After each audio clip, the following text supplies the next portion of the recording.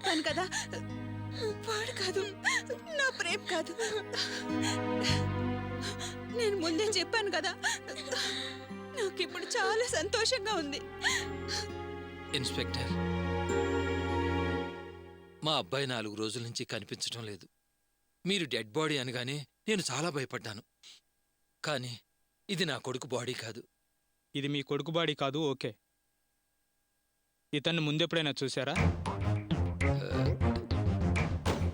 లేదు సార్. మరి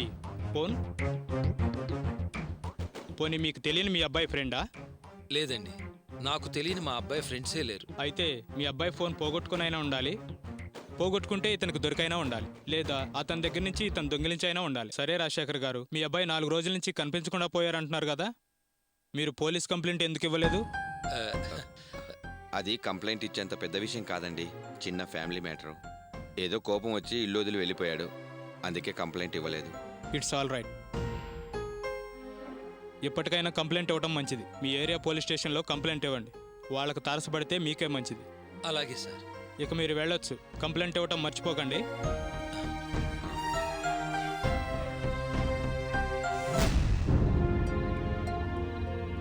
అమ్మా అర్చన, ఏంటి మావయ్య? నీతో మాట్లాడాలమ్మా. నాతోనా? ఏం మాట్లాడాలి? నాకు నిజం తెలియాలి. నేను అడిగే విషయానికి నువ్వు దాచకుండా సమాధానం చెప్పాలి. ఏంటి మావయ్య? అబద్ధం చెప్పాల్సిన అవసరం నాకేముంది, చెప్పండి. అది కాదమ్మా, రిజిస్టార్ ఆఫీసులో ఆఖరి క్షణంలో నీ పేరు రిజిస్టర్ చేయాల్సిన డాక్యుమెంట్స్ని మీ అత్తయ్య పేరు మీద ఎందుకు మార్చావు? దానికి కారణం ఏమిటా అని. ఆ విషయం మళ్ళీ ప్రత్యేకంగా అడుగుతారే మావయ్య? అక్కడే అన్నీ వివరంగా చెప్పాను కదా. అది అందరి కోసం నువ్వు చెప్పిన సమాధానం. ఆ సమాధానంతో నువ్వు వాళ్ళని నమ్మించి ఉండొచ్చు, కానీ నేను నమ్మను. అర్చన, నీ గురించి నీ ఇంట్లో వాళ్ళ గురించి నాకు బాగా తెలుసు. అసలు విషయం ఏదో ఉంది, అది నువ్వు దాచిపెడుతున్నావు. లేకపోతే నువ్వు ఆ క్షణంలో ఆ నిర్ణయం తీసుకుని ఉండవు. అంతగా అడగాల్సిన పనేం లేదు మావయ్య. స్థలం అత్తయ్య పేరు మీద ఉండడమే కరెక్ట్ అనిపించింది. అదే నిజమైతే నగలు అడగగానే మీ అమ్మని అడగాలని అన్నావే గాని ఆ స్థలం అత్తయ్య పేరు రాయాలని అనలేదే. పైగా మీ వాళ్ళు స్థలం నీ పేరు మీద కొనమన్నప్పుడు నువ్వు మౌనంగా ఉన్నావు, ఇలా అనలేదే. అప్పుడే నువ్వు అత్తయ్య పేరు చెప్పుంటే నాకు ఈరోజు ఈ డౌట్ వచ్చిండేదే కాదు. వాళ్ళు ఆ నగలు తీసుకుని వచ్చినప్పుడు కూడా మాట వరుసకు ఒక మాట కూడా అనలేదు. అందుకే నాకు డౌట్. దీని వెనక ఏదో ఉంది. ఎవరిని మోసం చేసినా నన్ను మాత్రం మోసం చేయలేవమ్మా. అందుకే ముందు జాగ్రత్త వహించావు, చివరి నిమిషంలో అస్త్రం ప్రయోగించావు. అదే తెలవాల్సిన విషయం. అసలు ఏం జరిగిందో చెప్పమ్మా. నేనెవ్వరికీ చెప్పను, నీ మీద ఒట్టు. చెప్పమ్మా. మా వాళ్ళంతా నేను ఒక తాగుబోతుని, బాధ్యత లేనివాణ్ణి అంటున్నారు. అందుకే నాకే విషయం చెప్పరు. సరేలేమ్మా, నువ్వు కూడా అలాగే అనుకుంటే నాకేం చెప్పద్దు. నీ భావన కూడా అదే అయితే వదిలేయమ్మా, వదిలేయ్. ఏదో పిచ్చివాణ్ణి, పిచ్చి ఆలోచనలు, పిచ్చి ప్రాలాపన. వదిలేయమ్మా. మావయ్య, మీరెప్పుడు అలా అనుకోకండి. నాకు మీ మీద గౌరవం ఉంది మావయ్య. సరే, చెప్తాను. చాలా సంతోషం అమ్మా, చెప్పు. కానీ మళ్ళీ ఈ మాట ఎవరికి చెప్పరుగా? కూతురు లాంటి దానివి. ఒట్టేశాను కదమ్మా, నన్ను నమ్మమ్మా. నమ్మితే చెప్పు, లేదా వదిలే. చెప్తాను మావయ్య. వాసు, పిన్ని లేదా? మరి అర్చన? ఏంటి వాసు, మంచి హుషారుగా ఉన్నావు? విజిల్స్ వేస్తూ జోరుగా షికార్కి బయలుదేరావా? Anything special? లేకపోతే స్థలం కొంటున్నావన్న సంబరమా? సరిపోయిందిలే. స్థలం కొంటే మాకేంటి సంతోషం, సంబరం? ఒళ్ళు తెగొచ్చింది, వాపా బల్పా అన్నట్టుంది నువ్వు అడగడం. అదేంటి వాసు అలా అంటావు? స్థలం కొనడం నీకు ఇష్టం లేదా? స్థలం వస్తుందని ఆనందం లేదా? మా ఇష్టాలు ఆనందాలు ఎందుకు? స్థలం మాదా? మాదా? అదేమైనా నా పేరు మీద కొంటున్నారా లేదా మా నాన్న పేరు మీద కొంటున్నారా? పోనీ చిన్నపిల్ల రాణి పేరు మీద కొంటున్నారా లేక మా అమ్మ పేరు మీద కొంటున్నారా? ఇవేవి కాదు. కట్టుకున్నాడని వదిన గారి మొగుడు గారి పేరున, అదే మా అన్నయ్య పేరు మీద ఏం కొనటం లేదు కదా. ఆవిడ నగలు ఆవిడ పేరు మీద స్థలం కొనుక్కుంటున్నారు. మరి మాకెందుకండి ఆనందాలు, సంతోషాలు, సంబరాలు? వదిన మాత్రం మీ ఇంటి మనిషి కదా, ఆవిడ పేరున కొన్న ఆస్తి కూడా మీకేగా దక్కేది. ఇది సంతోషించదగ్గ విషయమేగా. ఫ్యామిలీ మెంబరే కావచ్చు, పేరుకి ఆస్తి రావచ్చు, కానీ అదేం నాకు సంతోషకరించే విషయం కాదే. ఆ? తమరు వదిలేస్తే మా ఏల కంటిన్యూ చేసుకుంటూ వెళ్తాం.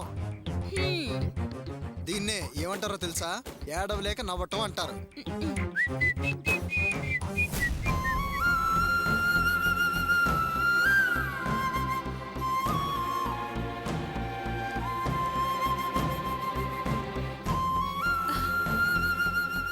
అర్చనా,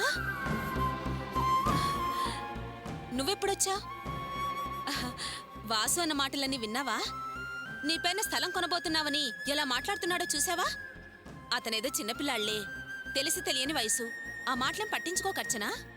అయినా అర్చనా, ఆ మాటలు వాసు తన మనస్ఫూర్తిగా అన్నట్టు నాకు మాత్రం అనిపించడం లేదు. మీ అత్తగారు తన అభిప్రాయాన్ని ఈ కొడుకుతో చెప్పించినట్టుంది. కుర్రాడు కదా, కాస్త ఉక్రోషం పట్టలేక నాతో అనేశాడు. మీ అత్తగారే అసలు స్థలం ఆవిడ పేరుతో కొండం లేదన్న అక్కతో వాసుతో ఇలా అనిపించిందేమో. ఏమంటున్నావు అక్క? మా అత్తగారి మనసులో అలా ఉందంటావా? ఏమోనమ్మా, అతని మాటల్ని బట్టి అలా అనిపించింది.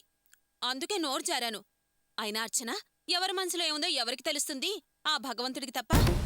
చూడర్చన, నీ మంచితనం ఎక్కడికి పోతుంది? భగవంతుడు తప్పక తగిన ప్రతిఫలం నీకిస్తాడు. నీ నగలు తాకట్టు పెట్టి ఈ ఇంటి కోసం, ఈ మనుషుల కోసం స్థలం కొంటున్నావా? అది మామూలుగానా? అతి మంచితనంతో పుట్టింటి వాళ్లతో కూడా తగాదాలు పడి 10 తులాల బంగారం తెచ్చి స్థలం కోసం ఇస్తున్నావు. నువ్వింత కష్టపడ్డా, నువ్వెంత చేసినా మీ అత్తగారికి మంచిగానే అనిపించదు. నిజంగా నేను అర్థం చేసుకునేదే అయితే నాతో అలా అనేదే కాదు. నీతో ఏమన్నారు మా అత్తయ్య?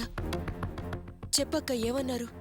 వద్దులే, చేరవేశానన్న పేరు నాకు విన్నాక ఇలా అందా మా అత్తయ్య అన్న బాధ నీకు ఎందుకులే, వదిలేసే. అయ్యయ్యో, నేనేం బాధపడ్ను.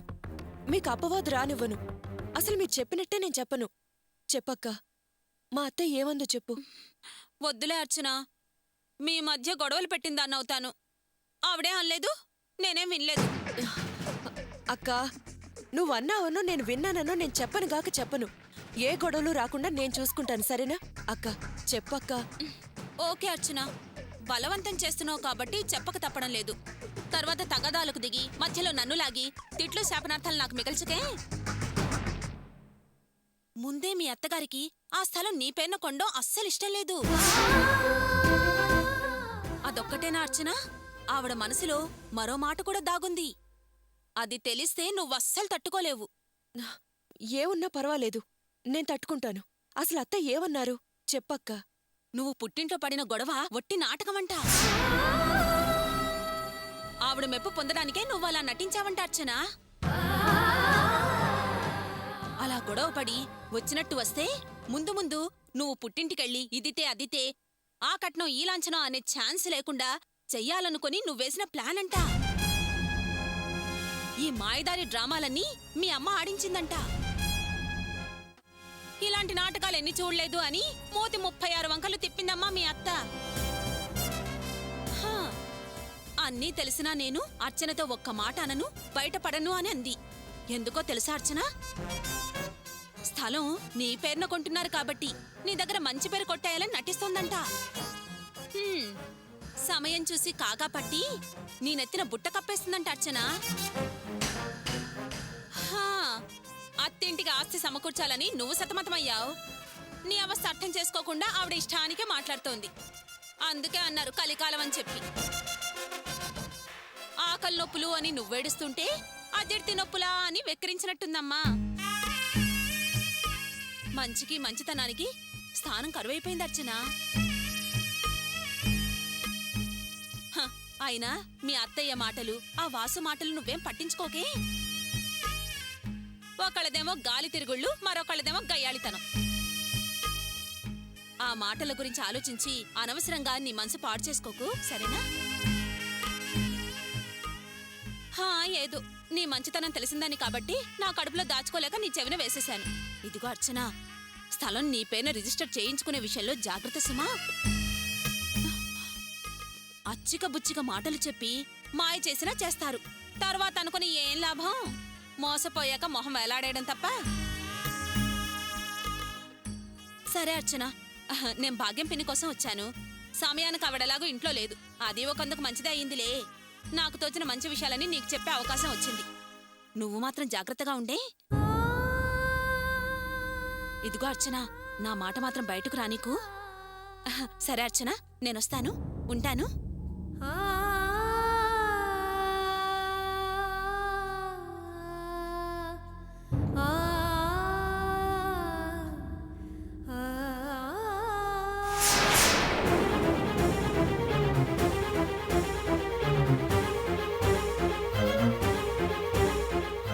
అయితే అన్నిటికీ కారణం భాగ్యం అన్నమాట. అమ్మా, దాన్ని ఊరికే వదలకూడదు.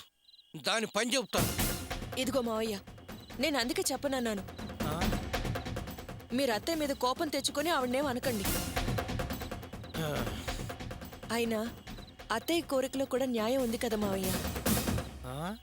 స్థలం అత్తయ్య పేరున కొంటే అది అందరికీ చెందుతుంది. కుటుంబం యొక్క ఉమ్మడి ఆస్తి అవుతుంది. అదే నా పేరునుంటే నేను నా భర్తే కదా సొంతదారులం. అదేమిటమ్మా అంత అమాయకంగా మాట్లాడతావు? నీ నగలు పెట్టుకున్నది నీ సొంతం అవటానికే కదా. చూడండి మావయ్య, నేను ఈ ఇంటి పెద్ద కోడల్ని. ఈ ఇంటి మంచి చెడ్డల గురించి ఆలోచించాల్సిన దాన్ని.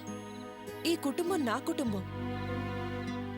నేను ఈ కుటుంబంలో ఒకదాన్ని అనుకోవాలి కానీ నా స్వార్థం గురించి ఆలోచించకూడదు కదా మావయ్య. స్థలం నాది అనుకుంటే అది స్వార్థం అవ్వదు. ఇంత గొప్పగా ఆలోచించే నీ మనసులో ఇంకా స్వార్థానికి చోటెక్కడుంటుందమ్మా? చిన్నదానివైనా ఓ చక్కటి ఆలోచన చేశావు. మంచితనానికి ఓ అర్థం చెప్పావు. భాగ్యానికి వయసు వచ్చింది, ఏం లాభం? ఎంత సంకోచితంగా ఆలోచించింది. అనటానికి సిగ్గుపడేలా చేసింది. ఛీ! అదిగో మావయ్య, అత్తయ్యనలా అనకండి. ఎవరి పేరునుంటే ఏ మావయ్య? ఎవరు దాన్ని వెంటేసుకొని తిరగం కదా. ఆవిడ ఆరాటం కూడా మన ఫ్యామిలీ గురించేగా. ఆవిడ్నేం అనొద్దు. నేను పడే ఆరాటం నీ గురించేనమ్మా.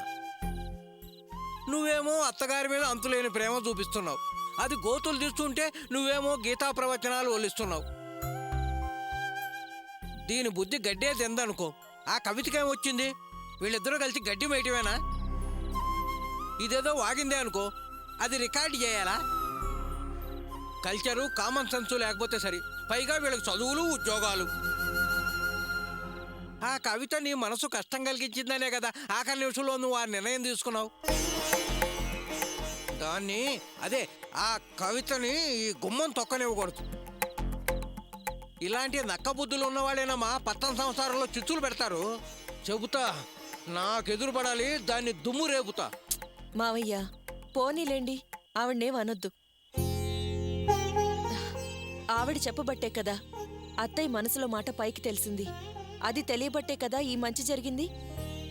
లేకపోతే అత్తయ్య మనసు ఎప్పుడు బాధపడుతూనే ఉండేది కదా. స్థలం పేరు విషయం గురించి నాకేం పట్టింపు లేదు మావయ్య. అన్నీ నా ఇష్ట ప్రకారం, నా సంతోషం ప్రకారమే చేశాను. కానీ నేను మా వాళ్లతో గొడవ పడినా ఇంకా ఆ ఇంటి మీదే విశ్వాసం చూపేదాన్నని, నటించానని అత్తయ్య అనుకోవడమే కాస్త మనసుకు బాధ కలిగించింది మావయ్య. నేను ఈ ఇంటి మనిషిని అని నిరూపించుకోవడానికే అలా స్థలం అత్తయ్య పేరు మీద రిజిస్టర్ చేయించాను.